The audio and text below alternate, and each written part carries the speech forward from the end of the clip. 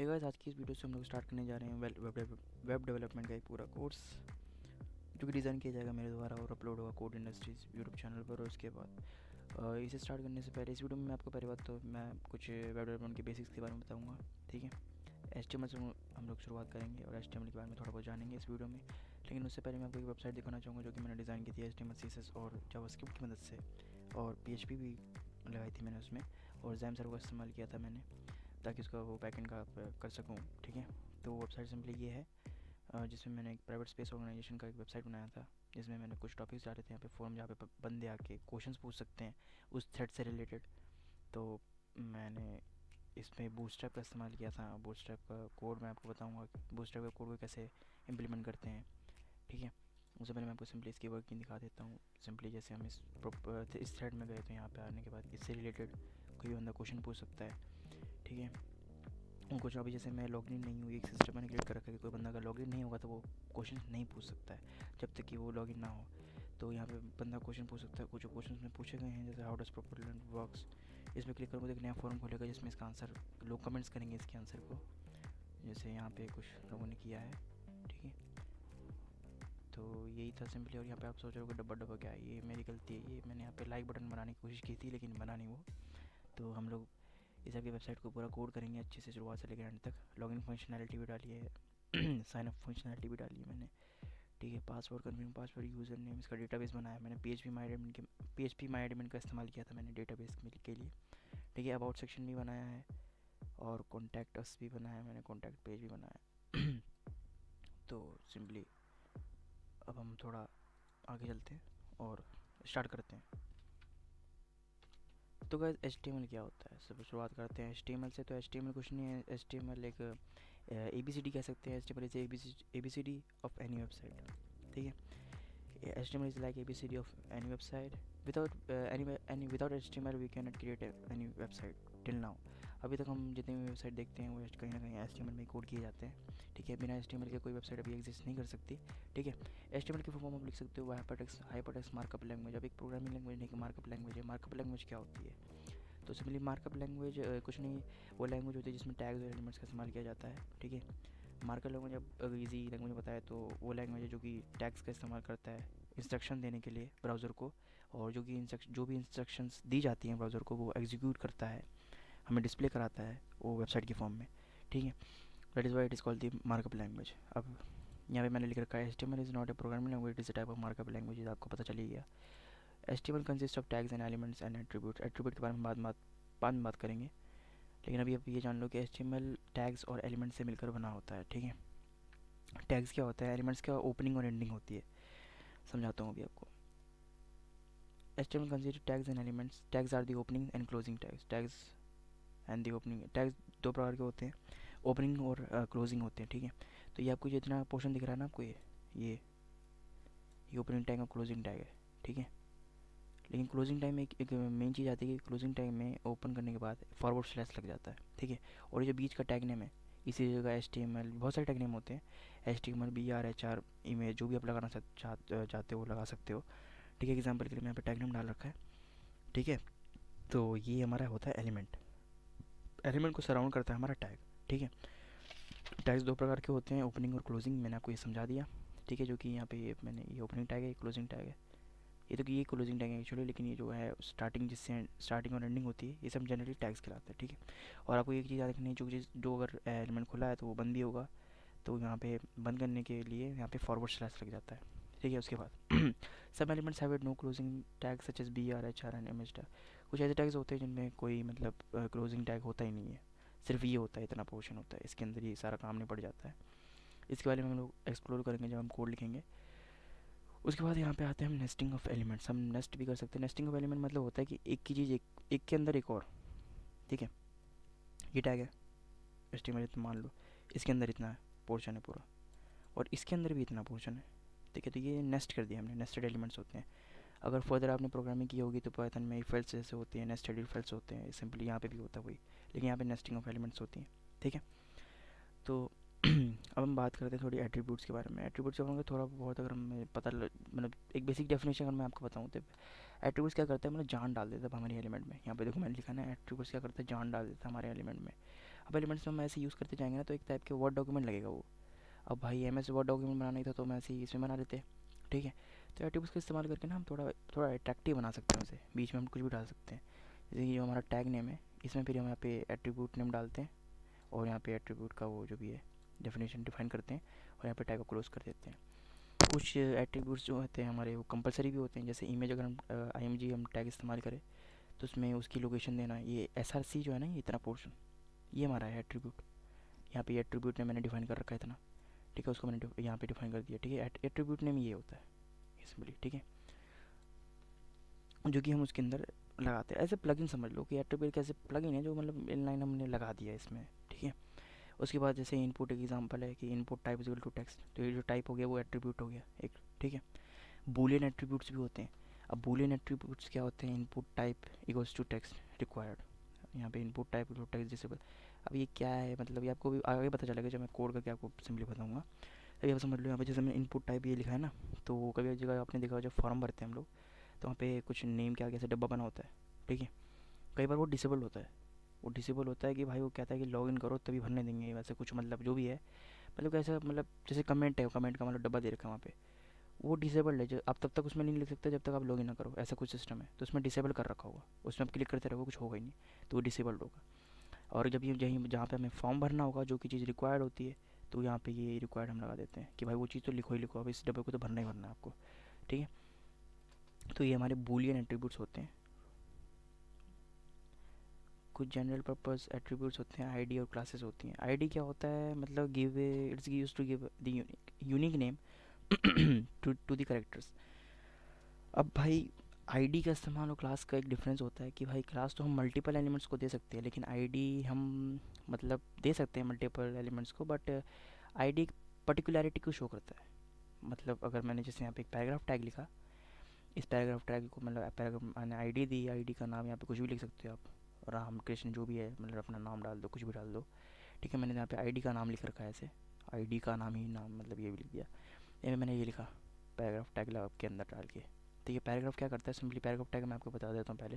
Paragraph tag browser में उसको execute करके वो डिस्प्ले करा देता है जो भी हमने इसके बीच में लिखा होता है। जैसे मैंने यहाँ पे जो welcome to the code industry लिखा है, तो वो ब्राउज़र में जाके उसे एग्जीक्यूट करके डिस्प्ले करा देगा। अभी मैं आगे कराऊँगा, टेंशन मत लो, अभी बस बेसिक बेसिक थोड़ा बहुत सीख लो, मैं ये बस सबको इम्प्लीमेंट करके दिखाने वाला हूँ आपको। तो यहाँ पे पैराग्राफ टैग है ये हमारा पैराग्राफ टैग है, उसके अंदर मैंने आईडी दी है, आईडी का नाम CSS लिखेंगे, फिर उसको क्या बोलते हैं ट्रिगर करके हैशटैग आईडी का नाम, उसका मैं कलर ब्लू डाल दिया। तो क्या होगा, ये जो इतनी चीज़ है ना ये टेक्स्ट की वो ब्लू हो जाएगी। जी हाँ बिल्कुल वो ब्लू हो जाएगी, उसके जो कंटेंट है जो भी है मतलब वो थोड़ा अट्रैक्टिव दिखेगा फिर, ठीक है। ऐसे आप ट्रिगर कर सकते हो कोई पर्टिकुलर एलिमेंट को। लेकिन अगर क्लास की बात करें तो ये डिफरेंस, बेसिक डिफरेंस ये है इसमें और इसमें कि you can give a class to various element together and write there CSS। अब उसकी CSS लिख, जैसे दो टैग्स हैं हमारे पास, इनकी जो क्लास है ना सेम है, क्लास इसकी फर्स्ट है, क्लास इसकी फर्स्ट है, फर्स्ट की मैंने इतने लिख दी, ठीक है, कलर ब्लू। तो ये क्या हुआ, ये दोनों में अप्लाई हो जाएगा। लेकिन अब यहाँ अगर आईडी लिखनी होती तो इसकी आईडी अलग बनती, इसकी आईडी अलग बनती, आईडी सेम नहीं हो सकती दो की, बिल्कुल नहीं हो सकती, ठीक है। तो मतलब लिख सकते हो आईडी, कुछ ना कुछ तो वो डिस्प्ले कराएगा ही, लेकिन एक रूल होता है कि आईडी पर्टिकुलरिटी को शो करता है, ठीक है। तो क्लास अगर जब हमें अब मल्टीपल अगर वो करने हैं, मतलब मल्टीपल चीज़ें एक ही बार में ट्रिगर करनी है, तो हम क्या करेंगे, क्लास का इस्तेमाल करेंगे, ठीक है। क्लास में मैंने फर्स्ट डाल दिया और CSS में लिखी फर्स्ट को ट्रिगर करके कलर ब्लू कर दो, ये दोनों का कलर ब्लू कर देगा, ठीक है। आगे चलते हैं अभी, आगे कुछ नहीं है क्या, हो गया लग रहा है मुझे। तो अब ज़रा जंप करते हैं कोडिंग में, और उससे पहले लेकिन मैं आपको बता दूं कि मैं यूज़ करने वाला हूँ VS कोड एडिटर। मैं क्यों यूज़ करने वाला हूँ, क्योंकि कई बार बुक्स में तो नोटपैड का इस्तेमाल किया जाता है। ऑब्वियसली नोटपैड जो है वो बट मतलब है ऐसा ही है, नोटपैड में भी हम कोडिंग कर सकते हैं HTML की, लेकिन VS कोड, अगर VS कोड एडिटर आप इस्तेमाल करते हो इसमें कई सारे आपको फीचर्स मिल जाते हैं, जैसे इसमें कलर थीम्स मिल जाते हैं कई सारे, ठीक है। तो कलर थीम मिल जाती है, और कोडिंग का मतलब एक्चुअली अगर फील लेना है आपको तो कोड एडिटर ही इस्तेमाल करो आप, ठीक है। तो आपको थोड़ा ईजी होगा, ईजी होगा आपको। यहाँ पे मतलब सजेशंस मिल जाएंगे आप क्या इस्तेमाल करने वाले हो वो सब वगैरह, ठीक है। तो जो आपको सजेशन मिलेंगे वो सब मतलब इसमें थोड़ा हेल्प हो जाती है आपको टीम मिलने में, ठीक है। तो सिंपली आप ये गूगल पे जा सकते हो, वहाँ पे लिखो विजुअल स्टूडियो को डाउनलोड, आप उसे सिंपली डाउनलोड कर लो, ठीक है। उसके बाद इसका ऐसा कुछ इंटरफेस आएगा, आप फाइल खोल लो, फाइल मैंने जैसे यहाँ पे बना ली है, एक सेकेंड मैंने ऐसे वेब डेवलपमेंट नाम की एक फ़ाइल बनानी है, उससे आप राइट क्लिक करके ओपन विद कोड कर दो। ठीक है, ओपन विद कोड करोगे तो ये फाइल जो है आपकी फोल्डर आपकी खुल जाएगा VS कोड में। उसके बाद यहाँ पे क्लिक करके आप एक फ़ाइल क्रिएट कर सकते हो। जैसे मैं अगर यहाँ पे बना दूँ index.html। अब जनरली आप देखते हो कि index.html क्यों बनाते हैं। सिंपली इसलिए बनाते हैं क्योंकि आप अगर आपकी कोई वेबसाइट कल को बनती है तो सिंपली अगर कोई बंदा आपका वेबसाइट का जो URL है वो अपने ब्राउज़र में डालता है तो सबसे पहली जो फाइल खुलेगी ब्राउज़र से आती हुई वो खुलेगी index.html। ठीक है, तो एकदम ऐसे इसको कुछ मतलब प्रथा सी मान लो कि भाई index.html तो पहले बननी ही बननी है। ठीक है। अब बात करते हैं यहाँ पे Django HTML क्यों चल रहा है। इसको थोड़ा मैं चेंज करता हूँ कि यहाँ पे HTML कर देता हूँ। ठीक है, ओके ओके। तो आगे बढ़ते हैं। अब आपको मैं कुछ बॉयलर प्लेट कोड के बारे में बताना चाहता हूँ। जैसे अगर मैंने यहाँ पे लिखा, एक सेकेंड, तो मैं बताने वाला था आपको बॉयलर प्लेट कोड के बारे में कि बॉयलर प्लेट कोड क्या होता है। अब जैसे मैंने यहाँ पे देखो, यहाँ पे मैंने एक्सक्लेमेशन मार्क लगाया है यहाँ पे। जैसे मैंने यहाँ पे अगर मैं एक्सक्लेमेशन मार्क लगाऊँ तो यहाँ पे एक एमेट एब्रीविएशन लिख के आ रही है। यहाँ पे देखो कुछ कोड लिखा हुआ ऑलरेडी। मैं अगर मैं यहाँ पे एक्सक्लेमेशन मार्क दबाऊँ और यहाँ पे देखो एमेट एब्रीविएशन लिख के आ रहा है। ठीक है, यहाँ पे वो इनबिल्ट थोड़ा कुछ कोड लिखा हुआ है। अगर मैं एंटर मारता हूँ ये आ गया कोड, ये हेल्प होती है इसमें। अब बॉयलर प्लेट कोड है ये, कोई बोलता है ना बॉयलर प्लेट कोड लगा भाई, तो ये चीज़ होती है। बॉयलर प्लेट कोड में वो कोड होता है जो कि मतलब लिखा ही लिखा जाना भाई। इसके बिना क्या वो आप मतलब हो सकता है कुछ, इसके बिना ये जो हमारा बेसिक सिंटैक्स है। ठीक है, तो बेसिक सिंटैक्स ये समझेंगे हम ये क्यों ज़रूरी है, क्योंकि ये ना हो तो मतलब वेबसाइट एग्जिट मतलब बनेगी नहीं। ठीक है, तो स्टार्टिंग करते हैं इसको। तो शुरुआत में हमें कुछ भी अगर लेकिन HTML पेज की शुरुआत करनी होती है तो चीज़ डलेगी, ये कंपलसरी है। ये डॉक टाइप HTML, उसके बाद हमारा आएगा HTML। लैंग्वेज वो आप डाल भी सकते हो, वो नहीं डाल सकते, वो एक्चुअली इस कोड एडिटर ने डाल दिया है। लेकिन ये HTML टैग आएगा और फिर वो क्लोज भी होगा। मैंने आपको बताया था जो टैग खुलता है वो क्लोज भी होता है। ठीक है, उसके बाद हमारा हेड आता है। हेड के अंदर सारी हेडिंग्स आती हैं। ठीक है, हेड के अंदर सारी हेडिंग्स आती हैं और यहाँ पे ये सब ये विजुअल स्टूडियो कोड द्वारा डाला गया है। ठीक है, अभी अब इसमें मतलब मेटा सेट में मत जाओ, ये सब तो सर्च इंजन ऑप्टिमाइजेशन में इस्तेमाल किया जाता है, लेकिन अभी हम बाद में इसके बारे में बात करेंगे कभी। ठीक है, हेड के अंदर मेनली हमें पढ़ना की टाइटल भी आता है। टाइटल हमने यहाँ पे डॉक्यूमेंट लिखा रखा है, यहाँ पे इसी जगह हम कर देते हैं आवर फर्स्ट वेबसाइट।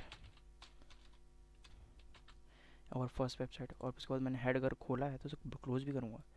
अब क्लोज़ किया तो मैंने यहाँ पे फॉरवर्ड स्लैश लगाया देखो। ठीक है, उसके बाद हम बॉडी के अंदर जो है ना सारा काम हम करते हैं। बॉडी के अंदर पैराग्राफ टैग, वो जो भी जितने भी है टैग्स वगैरह एलिमेंट वगैरह, इसमें करते हैं हम लोग काम। जो भी अपना मेन कंटेंट है अपनी वेबसाइट का वो यहाँ पे लिखते हैं। मैं आपको सिंपली करके दिखा देता हूँ पहले।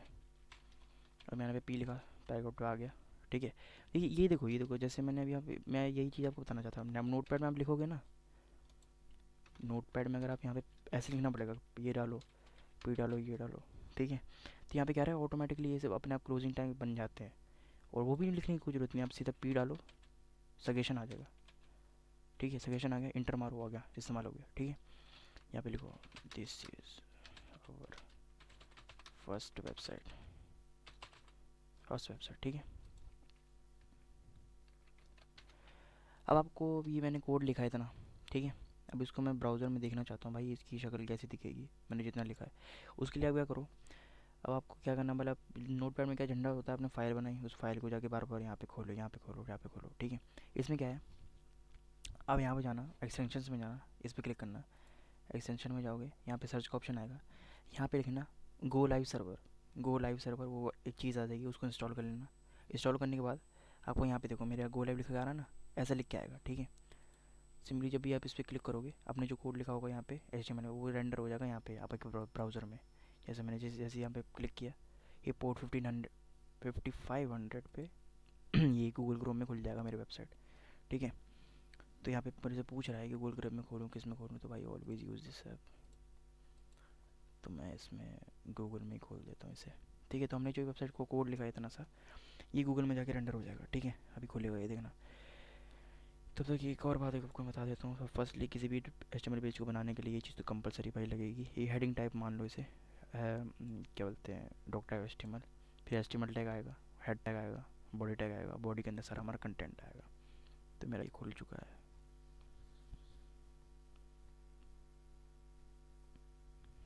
तो ये देखो हमारा ये रेंडर हो गया, this is our first website. तो ये हमारा आ गया this is our first website, जो कि मैंने यहाँ पे लिखा था। ठीक है, कहाँ लिखा था, यहाँ लिखा था। ओके, अब थोड़ा आगे बढ़ते हैं। और एमेट के बारे में मैंने आपको बता दिया ना, एमेट एप्लीकेशन, जैसे मैंने आप एमेट एक टाइप का शॉर्टकट समझ लो। ठीक है, जैसे मैंने ये हटा दिया। ठीक है, एमेट डालने के लिए आपको है ना शिफ्ट प्लस वो 1 दबाना, तो एक एक्सक्लेमेशन मार्क आ जाएगा, यहाँ पे एमेट एप्लीकेशन आ जाएगा। ठीक है, एमेट की अगर डेफिनेशन आपको लिखनी हो तो एमेट is a set of plugin. Emmet is a set of plugins for text editor that allows for the high speed coding and editing in HTML। और भी लैंग्वेज होती है XML, उनमें भी कर सकते हैं हम एमेट का इस्तेमाल, लेकिन सिंपली आपको अगर लिखना हो, नोट डाउन करना हो, तो एमेट is a set of plugins for text editor that allow for the high speed coding and editing in HTML। ठीक है, ओके। और एक और फ़ायदा होता है मतलब VS कोड इस्तेमाल करने का, कि इसमें आपको इंडेंटेशन की मदद मिल जाती है। इंडेंटेशन मतलब स्पेसेस होती है जनरली, वो मैं आपको अभी बताऊँगा। इंडेंटेशन क्या होती है, इतनी ये हेड के बाद इतनी स्पेस देख रहे हो आप, ये थोड़ा मतलब कोड थोड़ा ऑर्गेनाइज दिखता है सिंपली, और कुछ नहीं। ठीक है, तो ये जो आपको ये इतना स्पेस दिख रहा है, ये इतना स्पेस दिख रहा है, वो सब इंडेंटेशन होती है प्रोग्रामिंग में। ठीक है, तो ये पाने के लिए क्या होता है, हमें एक एक्सटेंशन इंस्टॉल करनी होती है, जो कि कहाँ गया मेरा फॉर्मेट डॉक्यूमेंट। आप वहीं एक्सटेंशन में जाओगे, फॉर्मेट डॉक्यूमेंट लिखना है, यहाँ पे इंस्टॉल का ऑप्शन आएगा, इंस्टॉल कर लेना, फॉर्मेट डॉक्यूमेंट का ऑप्शन आ जाएगा, इसमें फॉर्मेट डॉक्यूमेंट करोगे, ये अपने आप जो भी है स्पेसेस वगैरह मैनेज कर लेगा। ठीक है, तो अभी आगे बढ़ते हैं। यहाँ पे हम अपनी पहली वेबसाइट क्रिएट करते हैं। पहली बात तो यहाँ पे लिखता हूँ मैं, क्या लिखूँ, हमने क्या लिखा था, our first website, our first website. Okay, ठीक है, बॉडी के अंदर हम लोग क्या करेंगे, पैराग्राफ टैग डालेंगे। ये होता है हमारा पैराग्राफ टैग, इसके अंदर हम जो भी कुछ भी लिखते हैं वो रेंडर हो जाता है। अगर आपको देखो इतना टाइम नहीं है आपके पास कि आप एक मीनिंगफुल कंटेंट लिखो, आप कुछ भी जिब्रिश लिखना चाहते हो। ठीक है, तो यहाँ पे एक मैं आपको शॉर्टकट बताता हूँ। यहाँ पे आप लिखो लॉरम, लॉरम के बाद कुछ भी नंबर डाल दो, जितने शब्द चाहिए आपको, तो ये करेगा उतने शब्द दे देगा आपको। देखो पूरा ये लंबा सा हॉरिजॉन्टल स्कोर बार आ गया। इसको अगर आपको हटाना है तो व्रैप टेक्स्ट लिखना, मतलब व्रैप टेक्स्ट कर सकते हो इसको। उसका शॉर्टकट मैंने लगा रखा है Alt+Z। तो ये देखो नीचे आ गए, इतने 100 वर्ड्स का ही फालतू चीज़ें आ गई अपने आप, थोड़ी ऑर्गेनाइज लग रही है ना अब चीज़ें। अब इसको मैं सेव करूँगा तो मेरे ब्राउज़र में ये दिख जाएगा शायद मेरे को, ये रिलोड हो गया अपने आप ऑटोमेटिकली। ये देखो इतनी चीज़ पूरी आ गई मेरे में। ठीक है, बिल्कुल झकास एकदम। अब आगे बढ़ते थोड़ा सा अब आगे बढ़ते हैं थोड़ा सा आगे। कौन सा कंसेप्ट है हमारा, थोड़ा इंपॉर्टेंट एलिमेंट्स है कुछ, जैसे मैं आपको दिखाता हूँ हेड टैग के बारे में। हेड टैग के अंदर हम थोड़ी हेडिंग डालते हैं कुछ, कहाँ डालूँ, बोर्डिंग के अंदर डालता हूँ। आपको H1 टैग्स के बारे में बताता हूँ थोड़ा। अगर मैं H1 लिखूँ और यहाँ पे हेडिंग डालूँ our first website, our website. ठीक है, सेव करूँ इसे मैं, तो यहाँ पर देखना बड़ा सा एक हेडिंग आ जाएगा भाई टॉप पे, आवर फर्स्ट वेबसाइट। ठीक है, तो ये होता है H1 टैग हमारा इस्तेमाल है हेडिंग डालने के लिए। ठीक है, अब इसको मैं क्या करता हूँ, H2 इसी तरह H1 से लेकर H6 तक होते हैं। H6 डालूँ तो वो छोटा आएगा बहुत ज़्यादा, दिखाता हूँ आपको, आवर फर्स्ट वेबसाइट। ठीक है, तो यहाँ पे अगर मैं मैं इसे सेव करना ना भूले भाई, इसे सेव करोगे तब यहाँ पे जाके रेंडर होगा। तो यहाँ पे देखो रिलोड हो गया, फिर से देखना अभी छोटा सा है, देखो आवर फर्स्ट वेबसाइट। ठीक है, ये H6 देखो ऐसे आ रहा है, क्यों आ रहा है ऐसे, देखते हो जरा। अरे ये तो दिक्कत हो जाएगी, इसको क्लोज नहीं किया मैंने। ठीक है, तो बढ़िया, इसको सेव करता हूँ मैं और यहाँ पे देखो देखता हूँ, तो ये देख सकते हो आप आवर फर्स्ट वेबसाइट। ये छोटा सा है, ये बड़ा सा है, H1 बड़े के लिए इस्तेमाल होता है, ये छोटा सा। ठीक है, इसको जरा रीसेट कर लेता हूँ जरा मैं। ठीक है, अब आते हैं वापस अपने कंसेप्ट पे। तो इसी तरह H1 से लेकर आप H6 तक कर सकते हो, H2 H3 उसको एक्सप्लोर करना, वो बस साइज़ छोटा होता जाएगा और कुछ नहीं है। ठीक है, अब आगे बढ़ते हैं। मैंने कुछ आपको ऐसे टैग्स भी बताए थे जिनका मतलब ओपनिंग ही होता है, सिर्फ भाई ओपनिंग ही होता है। ठीक है, अब जैसे मैंने BR टैग बताया था, BR टैग क्या होता है, लाइन ब्रेक के लिए इस्तेमाल किया जाता है। अगर मैं यहाँ पे BR लिख दूँ, सिर्फ BR ऐसे ही, बस इतना, और इसको मैं सेव करूँ तो ये नई लाइन में आएगा। इसके बाद इतना डोलोरम के बाद जो भी कंटेंट है मेरा, ये नई लाइन में आएगा, देखना आप। ये देखो, ये जो डोलोरम था ना, इसके बाद सारे कंटेंट नई लाइन में खिसक गया। पहले पूरा आ रहा था लाइन बाई लाइन में, लेकिन जैसे मैंने BR टैग लगाया, ये लाइन ब्रेक हो गई और ये बाकी का कंटेंट जो भी था वो मेरा आफ्टर ये जो इतना लाइन है इसके बाद अपीयर हो रहा है। ठीक है, आगे चलते हैं और अब बात करता हूँ मैं हॉरिजॉन्टल रूल की। अगर मैं यहाँ पे हॉरिजॉन्टल रूल डाल दूँ, HR लिख दूँ, सिंपली सजेशन आएगा, इंटर मारूंगा, HR रूल, HR टैग को एम्बेड करूँगा, उसके बाद सेव करूँगा, उसके बाद जाके ब्राउज़र में देखूँगा तो यहाँ पे लाइन आ जाएगी एक, ये हॉरिजॉन्टल रूल है। ठीक है,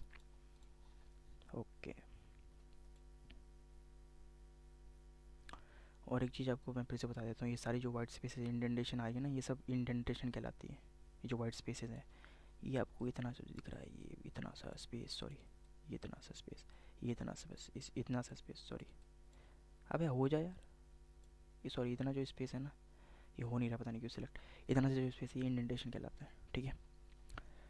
ओके ओके, तो और भी चीज़ें होती हैं। पैराग्राफ मैंने टैग आपको बता दी, इसमें जो भी आप कंटेंट लिखोगे वो आप पे डिस्प्ले होगा, ठीक है। और भी चीज़ें होती हैं अभी, जैसे अगर, अच्छा हाँ, अब एक थोड़ा मेन कंसेप्ट पे आते हैं हम थोड़ा सा, ठीक है। किसी बंदे को ये लिखना है, मतलब मान लो यही लिखना है, ये है ये क्लोज ब्रैकेट और H1, ठीक है। मान लो मेरे को लिखना है दी H1, ये इतना, ये जो पोर्शन है it is use to write a heading, मैं लिखता हूँ जैसे यहाँ पे लिखता हूँ मैं। अच्छा, पैराग्राफ के अंदर ही, पैराग्राफ मैंने नेस्टेड एलिमेंट बताया था ना आपको पैराग्राफ के टैग के अंदर, तो उसके अंदर ही लिखते हैं, चलो ठीक है। मैं नया पैराग्राफ डालता हूँ, या फिर आपको एक बोल्ड टैग बताता हूँ मैं, बोल्ड टैग के अंदर लिखता हूँ, ठीक है। ये बोल्ड क्या करेगा, बोल्ड कर देगा टेक्स्ट को, आपने पढ़ा होगा बोल्ड में थोड़ा बड़ा आ जाता है, ठीक है। इसके अंदर मेरे को लिखना हो दिस H1, इसको मैं काट देता हूँ, this H1 tag is use to write a heading, ठीक है, राइट ए हेडिंग। अभी यहाँ पे मेरे को ये H1 दिखना चाहिए, मतलब मैं ऐसा एक्सपेक्ट करता हूँ, लेकिन यहाँ पे आएगा नहीं, मैं दिखाता हूँ पहले, इसको मैं सेव करना भूल जा रहा हूँ भाई बार बार, तो यहाँ पे आएगा नहीं। देखो, tag is use to write a heading, this मैंने क्या कह दिया यहाँ पे, ये देखो दिस तो यहाँ चला गया ये बोल्ड के लिए, और उसके बाद ये इतना बड़ा बड़ा आने लग गया, ये क्या कर रहे हैं, ये एग्जीक्यूट कर दे रहा है, ये H1 को, ये क्या हुआ, तो ये कर दे रहा है, एग्जीक्यूट कर दे रहा है, मतलब H1 के बाद इतना जो टैग लिखा था ये सब बड़ा बड़ा हो गया। अब मुझे क्या करना है, ये चाहिए मतलब ऐसे लिखा, एज इट इज़ लिखा आना चाहिए, तो उसके लिए क्या करूँगा मैं, इसके लिए काम में आएगा HTML एंटिटीज़, इसके लिए काम में क्या आएगा, HTML एंटिटीज़, जो कि एक रिजर्व्ड कैरेक्टर्स होते हैं HTML में, ठीक है। क्यों इस्तेमाल किए जाते हैं भाई, it is use to display, आप लिख सकते हो, पहला पॉइंट है कि it is use to display, first point reserved characters, second point special characters, third point emojis, चौथा पॉइंट सिंबल्स, ठीक है। हाँ वही वाले इमोजीज जो कि आप व्हाट्सएप भेजते हो, अब किसको भेजते हो वो अलग बात है। हाँ, तो हम कहाँ थे भाई, यहाँ पे हमें टैग्स डालना है, तो यहाँ पे एक काम करते हैं, तो मुझे ये लिखना है H1, ठीक है, सिंपली। अब यहाँ पे इसको मैं लिख के दिखाता हूँ, तो यहाँ पे क्या काम में आएगा, मैंने बताया था ऐसी ऐसी ऐसी जगह पे काम में आता है HTML एंटिटीज़। तो सिंपली मैं क्या करूँगा, इसका से एक पहले तो सिंटैक्स बताता हूँ HTML एंटिटीज़ का। सिंपल सा सिंटैक्स है, it start with ampersand. Ampersand क्या होता है, ये वाला मार्क आपने देखा होगा, ये एंड होता है ना, ये एंड, ये वाला एम्परसेंड, इससे स्टार्ट होना चाहिए। तो फिर मुझे ऐसा लिखना है आपको, तो यहाँ पे मैं क्या लिखूँगा, देखो मैं दिखाता हूँ, पहले आपको लिखता हूँ, डरना मत, देखना, एम्परसेंड एल्टी, ठीक है, और इसके बाद एम्परसेंड बैक स्लैश, ठीक है, बैक स्लैश, और उसके बाद मैं H1 लिखूँगा यहाँ पे, ठीक है, और एम्परसेंड GT, ठीक है। अब मैं इसे सेव करूँगा ना, ये देखना, ये देखो दिस, ये वाला ये जो इतना सा जो एलिमेंट है वो टैग है, ये this element tag use to write a heading, ठीक है। एज इट इज़ मैंने लिखवा दिया ना, पहले ये आ नहीं रहा था, पहले एग्जीक्यूट हो जा रहा था, एग्जीक्यूट होने के बाद ये बाकी का जो कंटेंट है उसे बड़ा बड़ा शो कर देता था। काम ही तो यही होता है इसका, H1 टैग का, वो हेडिंग में दिखाने के लिए यूज़ होता है। तो मुझे वही है, वो जो कंटेंट है वो थोड़ा सा लिखा जाना चाहिए ऐसे एज इट इज़। अगर मुझे इसको एज इट इज़ लिखना है, H1 टैग को कहाँ गया इतने पोर्शन को, तो मैं इसका इस्तेमाल करूँगा। अब यहाँ पे मैं आपको समझाता हूँ ये चीज़ क्या है। एम%LT, ये किसको शो कर रहा है, इतनी चीज़ को, ये जो है ना लेस देन लेस देन जो भी बोलो, ब्रैकेट बोलो, लेस वाला ब्रैकेट जो भी है वो, और ये M%बैक स्लैश उसको डिनोट कर रहा है, ये इसको, ठीक है, इसको डिनोट कर रहा है, ठीक है। और ये H1 मैंने अंदर लिख दिया H1 डिनोट करने के लिए, और M%GT किसको डिनोट कर रहा है, इसको, ठीक है। तो सिंपली M%LT, ये ओपनिंग वाला, M%बैक स्लैश इतना, ये इसके लिए, और फिर H1 ये जो मैंने लिखा है वो तो एज इट इज़ इसके लिए आ गया, और ये M%GT इसके लिए आ गया। तो ऐसे करके आप बी टैग अगर भी आपको लिखना है, ठीक है, b tag is use for the bold, ठीक है। ऐसे मैं अगर यहाँ पे लिखूँ M%LT, ठीक है, M%LT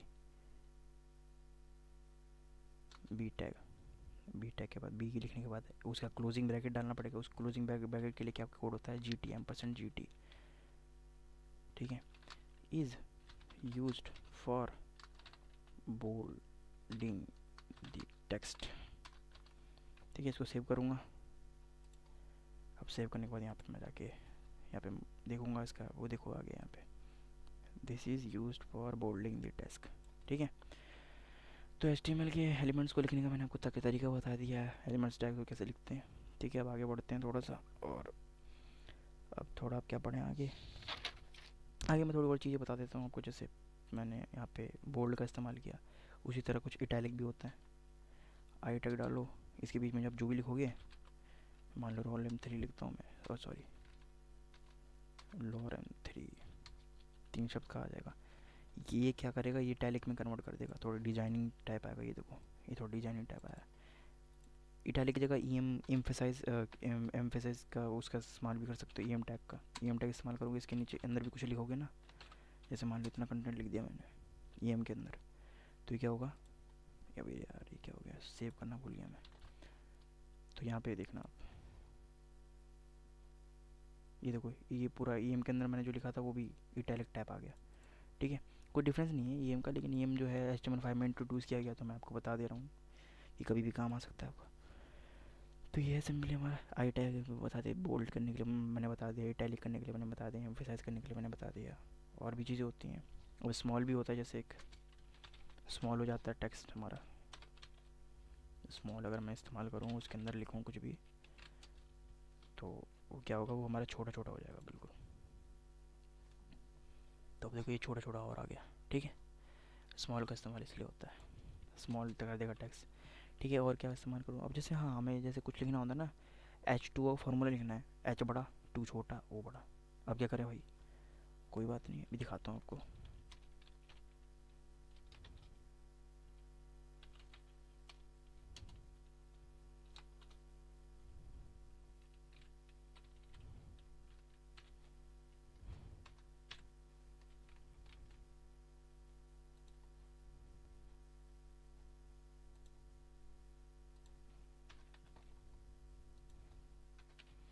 तो यहाँ पे मैंने SU पे भी क्या लिखा है देखो। अब मैं करता हूँ सब सेव, और उसके बाद देखना आप, ये देखो आ गया ना एज इट इज़ ऐसे। अरे यार क्या हो गया, ये देखो H2O, 2 नीचे, O बड़ा, H बड़ा, वो जो भी है। तो क्या किया है मैंने यहाँ पे, मैं बताता हूँ आपको। यहाँ पे सिंपली मैंने सबस्क्रिप्ट और सबस्क्रिप्ट के बारे में हमने पढ़ा था ना, टेंथ क्लास में पढ़ा था, बचपन में पढ़ा था, जो भी है। तो वहाँ पे हमने सबस्क्रिप्ट और सुपरस्क्रिप्ट के बारे में बताया था। यहाँ पे हमने सबस्क्रिप्ट के लिए आपको SUB लिखना होता है, जबकि जब हमें 2 नीचे चाहिए। और सिमिलरली अगर हमें ऊपर चाहिए 10 की पावर कुछ लिखना है हमें, 10 की पावर, तो यहाँ पर 10 की पावर हमें पावर लिखना है, जैसे 10 की पावर 10 लिखना है हमें, 10 की पावर 10। तो मैं क्या इस्तेमाल करूँगा, SUP इस्तेमाल किया, और इसके बीच में लिख दो 10 की पावर कितनी, 122 कर देते हैं। तो ये देखना 10 की पावर 122 आ जाएगा यहाँ पे, ये देखो 10 की पावर 122। तो ये सबस्क्रिप्ट और सुपरस्क्रिप्ट होते हैं, ऐसे इस्तेमाल किए जाते हैं इसमें। ओके, होप आपको इतना समझ में आया होगा, ठीक है। अब HTML में थोड़ा कमेंट के बारे में पढ़ लेते हैं हम। कमेंट में क्या होता है, कमेंट्स क्या होते हैं HTML में। कमेंट ये वाला इंस्टाग्राम फेसबुक वाला कमेंट नहीं है, ये थोड़ा स्पेशल टाइप का कमेंट है, मैं आपको बताता हूँ। ये हर प्रोग्रामिंग लैंग्वेज में आपको मिलेगा। कमेंट का इस्तेमाल किया ही क्यों जाता है भाई, कोई वार्निंग शो करनी है आपको। कल को मान लो आपने वेबसाइट का कोड लिखा है, ठीक है, आप चले गए, कोई दूसरा डेवलपर आया, उसको पता चलना चाहिए कौन सा कोड क्या काम कर रहा है, आपने क्या क्या लॉजिक कहाँ लिखा है, ठीक है। तो उसके लिए कमेंट का इस्तेमाल किया जाता है। कमेंट वो चीज़ होती है जो ब्राउज़र इग्नोर करता है, और एक कोड एडिटर भी इग्नोर करता है, लेकिन as a warning, as a small notes की तरह अगर हमें लिखना है तो फिर चाहिए हमें कमेंट्स, ठीक है। अब जैसे कमेंट वो चीज़ होती है जो कि हम चाहते हैं कि इसमें हो, लेकिन वो एग्जीक्यूट ना हो भाई, ब्राउज़र में जाके कहता है कि कुछ प्रॉब्लम ना क्रिएट करे। अब जैसे मैं यहाँ पे काम करता हूँ, HR के बाद मैं लगाता हूँ यहाँ पे कमेंट। जैसे मान लो मैं मतलब बताना चाहता हूँ डेवलपर को कि भाई मैं इसके बाद हॉरिजॉन्टल लाइन लिख चाह रहा हूँ, मैंने हॉरिजॉन्टल लाइन लिखने के लिए कोड लिखा है। तो मैं यहाँ पे कमेंट डालने के लिए क्या करूँगा, CTRL, एक शॉर्टकट बताता हूँ आपको, CTRL प्लस फॉरवर्ड स्लैश डालोगे ना तो एक कमेंट बन जाएगा। कमेंट ऐसा होता है, ये होता है, ठीक है। इसके बीच में आप जो भी लिखोगे वो एग्जीक्यूट नहीं होगा, इग्नोर करेगा आपका ब्राउज़र। मैं दिखा देता हूँ। लॉरम 34, वैसे लॉरम 34 भी एग्जीक्यूट नहीं होगा, तो मैं यहाँ पे कुछ भी लिख देता हूँ। जैसे यहाँ पे लिखता हूँ now horizontal rule will be displayed, ठीक है। Horizontal rule will be displayed, और उसके बाद मैं लिखता हूँ यहाँ पे HR, अरे यार H1 नहीं, HR क्या हो गया,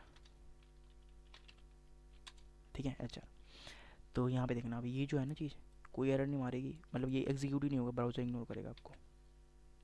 मैं दिखाता हूँ आपको, ये देखो। तो यहाँ पे ये देखो आई नहीं कहीं भी ऐसे कुछ लिखा हुआ कि दिस विल बी एग्जीक्यूटेड। तो ऐसा अगर स्मॉल कोई बंदा दूसरा डेवलपर कोडर आपको कोड दिख रहा है, ठीक है। अभी तो मैंने यहाँ पे अच्छा लिखा है, मान लो अब इसकी जगह आपने कुछ भारी भरकम लॉजिक लिख रखा है बैकएंड वैकेंड का, और मतलब दूसरे डेवलपर को पता तो चलना चाहिए आपने यहाँ पे क्या किया है नीचे, ठीक है।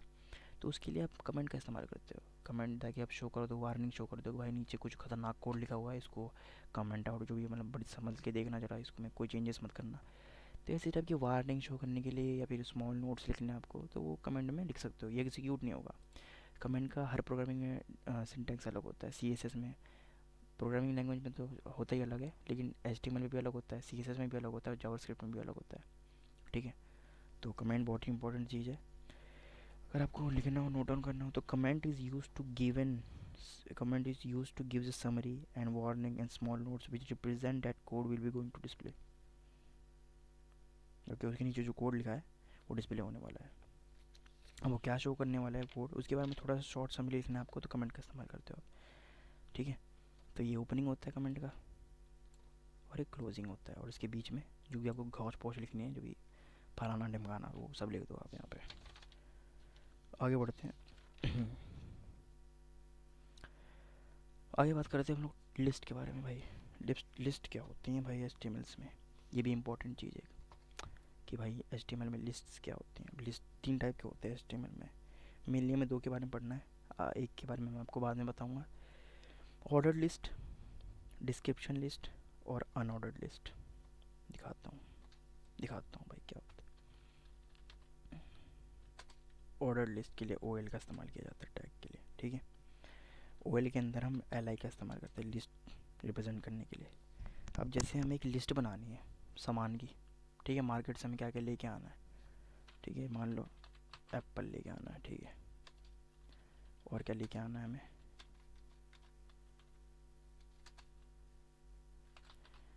बनाना लेके आना है,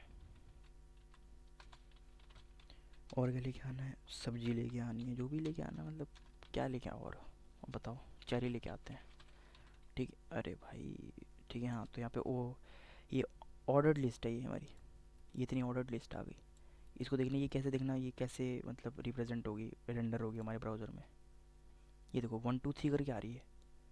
यहीं 1 2 3 की जगह आपको वो सब चाहिए, क्या बोलते हैं यार, बुलेट चाहिए गोल गोल, तो वहाँ पे आप अनऑर्डर्ड लिस्ट का इस्तेमाल करो। सिंपली अगर मैं इतना कोड, अगर मैं दोबारा से लिखूँ इतना, यहाँ पे मैं UL लिख दूँ, UL लिख दूँ, सेव करूँ, फिर देखना यहाँ पे क्या रेंडर होगा। यहाँ पे ये देखो बुलेट्स में आ रही है। तो ये डिफरेंस है, अनऑर्डर्ड लिस्ट में आप ऐसे बुलेट्स डाल सकते हो, ऑर्डर लिस्ट में असेंडिंग ऑर्डर में यहाँ पे गिनती के हिसाब से आता है 1 2 3 4 5 6 7 8 9 10, ठीक है। ये डिफरेंस होता है हमारा, ये अनऑर्डर्ड लिस्ट और ऑर्डर लिस्ट में, ठीक है। मेनली बेसिक डिफरेंस तो यही है। हम टाइप भी दे सकते हैं, मैं आपको दिखाता हूँ। अब सपोज़ भैया आपको यहाँ पे 1 2 3 नहीं चाहिए जी, ABCD चाहिए हमें, तो A Apple, B banana, C cherry, अरे एप्पल बनाना चेरी ABC हो गया, तो ठीक है। ये चाहिए हमें, तो क्या करेंगे हम यहाँ पे OL में आए, ठीक है। यहाँ पे लिख दो टाइप इक्वल्स टू, अब यहाँ पे देखो कितने सारे आ गए। रोमन में चाहिए तो ये कर दो क्लिक, अब देखो ये रोमन में आएंगी संख्या जो भी है रिप्रेजेंट हो रही है, ये देखो 1 2 3। अब भाई हमें ABCD में चाहिए, सिंपली डाल दो ये वाला, और क्या, सेव करो, ये देखो आ गया यहाँ पे ABCD में आ गया, ये देखो, ठीक है। सिंपली ये है। तो ऑर्डर लिस्ट अनऑर्डर लिस्ट मैंने आपको समझा दिया। अभी ये नेस्टेड भी हो सकती थी, नेस्टेड ऑर्डर लिस्ट भी हो सकती थी। जैसे आप, मैं दिखाता हूँ आपको, कुछ ऐसा कर सकते हो, जैसे OL अरे यार ये क्या हो गया, OL डाला, उसके अंदर LI डाला, ठीक है, उसके अंदर UL डाला, उसके अंदर LI डाला, ये लेवल क्या आ गया, ठीक है, उसके अंदर OL डाल दिया, ठीक है, उसके अंदर LI डाल दिया, उसके अंदर OL डाल, तो ऐसे आप नेस्टेड भी कर सकते हो। इतना सब कुछ ताम झाम करने के बाद आपने कुछ लिख दिया, मान लो जैसे कोड इंडस्ट्रीज, कोड इंडस्ट्री, ठीक है, यहाँ पे गए। अब देखना ये सब मतलब कैसे आ गए गोच पोच, ये समझ लेना आप, क्योंकि मैंने बीच में OL का भी इस्तेमाल किया है, LI का इस्तेमाल किया है। तो ऐसे में नेस्ट भी कर सकते हो, इसके अंदर आप मतलब कंटेंट लिख भी जा सकते हो। तो ये नेस्टेड लिस्ट का एग्जाम्पल होता है एक, ठीक है। तो बस आपको समझ में आ गया ये सब, ठीक है। तो हमारी नेस्टेड लिस्ट का एग्जाम्पल होता है मेनली। ऊपर मैंने आपको शुरुआत से बताया ये सब कैसे इसका सिंटैक्स होता है, क्या काम करता है ये।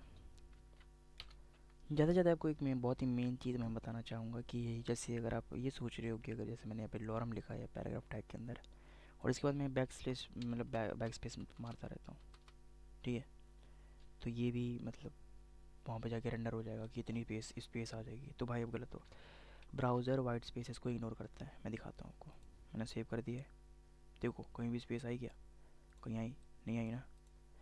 तो इसको करने के लिए, अचीव करने के लिए हमें NBSP डालना होता है, वो मैं आगे बात करूँगा, ये थोड़ा इतना एडवांस भी नहीं जाते हैं। तो बस मैं आपको एक शॉर्ट चीज़ बता देता हूँ कि आप अगर ऐसे स्पेस चाहिए आपको, फिर से HTML एंटिटीज़ काम में आएंगी, ठीक है। उसके बारे में अगली वीडियो में बात करेंगे, वीडियो ऑलरेडी बहुत लंबी हो चुकी है।